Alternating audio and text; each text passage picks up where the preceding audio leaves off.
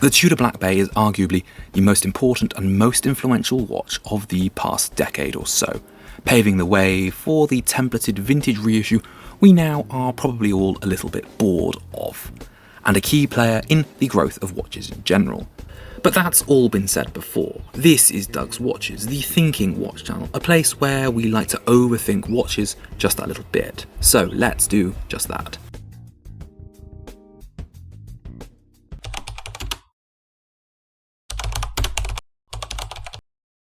Before we can properly overthink the Tudor Black Bay, we need to establish two things: what a Tudor is and what the Black Bay actually is.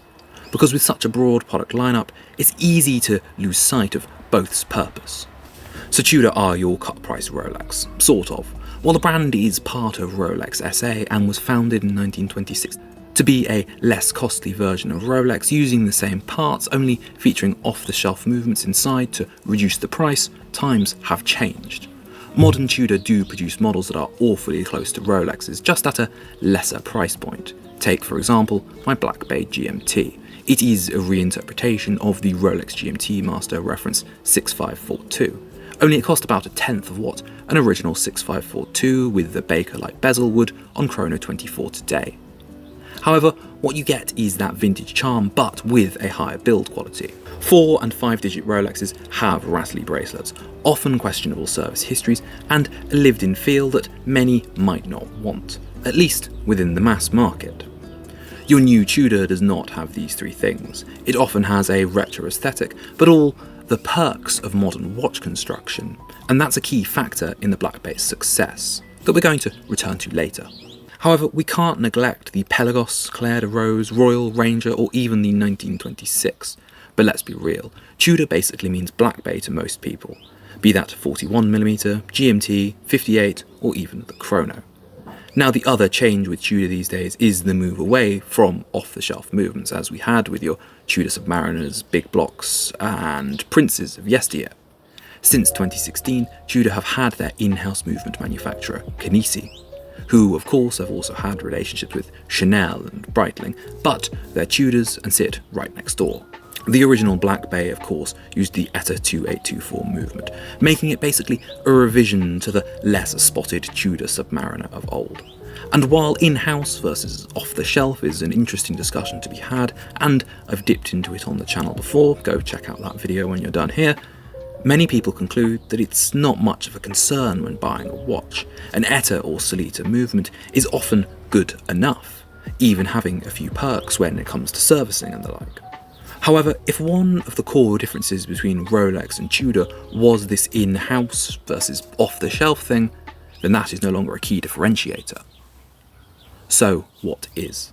Well, yes, it's the vintage type watch with modern perks. I think everything that matters comes down to a mild variation on the strapline of Born to Dare, and that variation is because you can. You can just buy a Tudor, most of the catalogue at least. You can have an officially sanctioned Rolex homage at a lesser price point. You can have a vintage style watch without the worry. You can have a modern reinterpretation of the Submariner. See, Tudor does what Rolex does not, and that's create a watch you can rationalise your way into buying, whereas a Rolex is always an emotional choice built on decades of marketing and myth-making, less so the actual specs of the watch. These stories, imagined status, and of course the actual product being good make it a purchase that one builds up to making.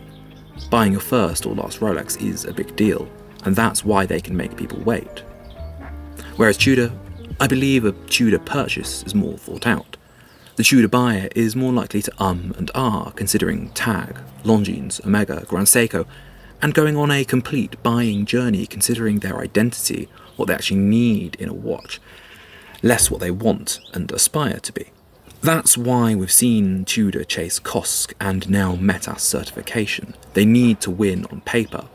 That is the core difference between a Tudor and a Rolex. A Tudor lets the specifications do the talking, whereas a Rolex lets the story do the work. So where does the Black Bay come into this? To answer that, we need to answer what the Black Bay actually is, because when I say Black Bay, I basically mean the watch issued in 2012, the original 41mm Black Bay Heritage with the burgundy bezel, the reference 79220R, through to the Black Bay 58 GMT. But the Black Bay is much more than that. It's the bronze, the chrono, the one, the rebranded 36 and 39. It's the Pro, and of course the newest edition, the 68.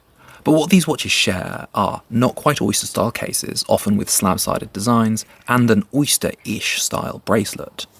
These are all design hallmarks of Rolex, no doubt about it. However, none of them feature two key aspects to many an iconic Rolex: the fluted bezel and the Cyclops.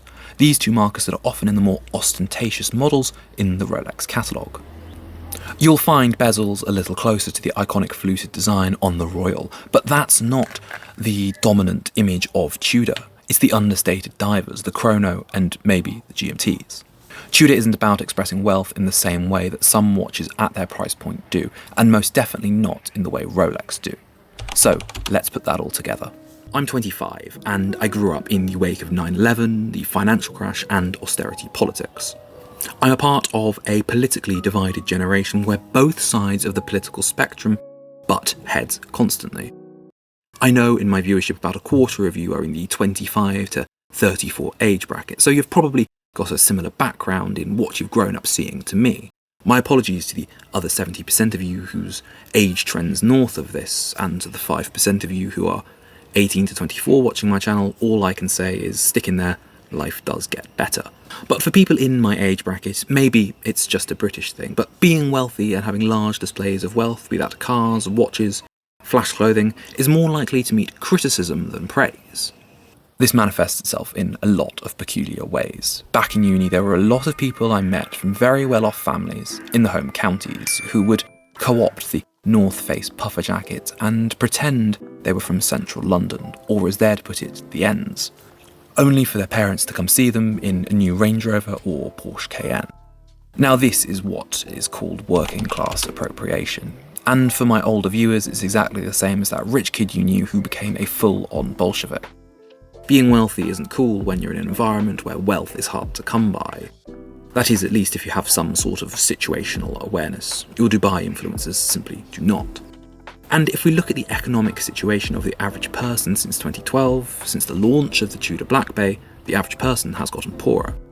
I think the Tudor Black Bay lineup in all its forms complements this, trying to downplay wealth and success while still enabling you to indulge in some luxury. The classic line someone says for why they bought a Tudor over a Rolex or an Omega is that it is because it is what Rolex used to be. It is a proper tool watch.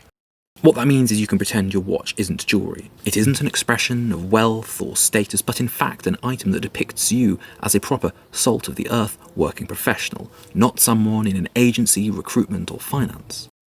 You're what Rolex used to pretend their tool watches were for, divers and explorers and outdoorsy, exciting, interesting people. By utilising the aesthetics of vintage Rolex, they're establishing Tudor as the watch for the working outdoors person, not a symbol of success. Even many of their solid gold looking watches are not gold, they're bronze and will age and look more like a relic that's been handed down from a previous generation with a patina. It's not an item you bought last year. It's largely the same idea with vintage in general. You didn't buy this obnoxious looking dive watch, it was given to you. It was recycled. And there's another aspect to this when we come to vintage. A revival of a previous decade is not something new, but in watches, I think it says something different. The purchase of a vintage watch, in my opinion at least, is about curating stories and connecting to the past. Tudor's vintage aesthetic enables you to connect to the past when things seemed a little bit better for the average person, so you can get some more hope from it. But you can also pass the watch off as something given to you with sentimentality. It's not a flash toy you bought, it just looks old. Now combine that with the fact these watches are at that reduced price point, and what you've done is made the acceptable, aspirational watch for the younger people who just aren't quite there yet financially. People who need to be a little bit more wary of how rich they look, either out of fear of being robbed or alienating their clients. And those that are looking to make a less emotional and more rational purchase. Did Tudor and Rolex plan all this out? Maybe, maybe not. I think Tudor effectively stumbled into a perfect storm, and with their market share retracting in recent Morgan Stanley watch reports, maybe that time has now passed in favour of your more ornate Cartier-style purchases. After all, it appears we're moving beyond the quiet luxury era and into a time where ostentatious luxury purchases are actually an act of rebellion against the current economic status quo. But that is a conversation for another time. But no matter what though, this Black Bay lineup of watches is a little more interesting than I think we often give it credit for. As ever, thanks for watching. If you liked the video, do please like the video, subscribe if you're not, and if you want to help me make a few more of these, do consider becoming a channel member as well. Helps me out just that little bit. I'll see you all next time. Bye bye.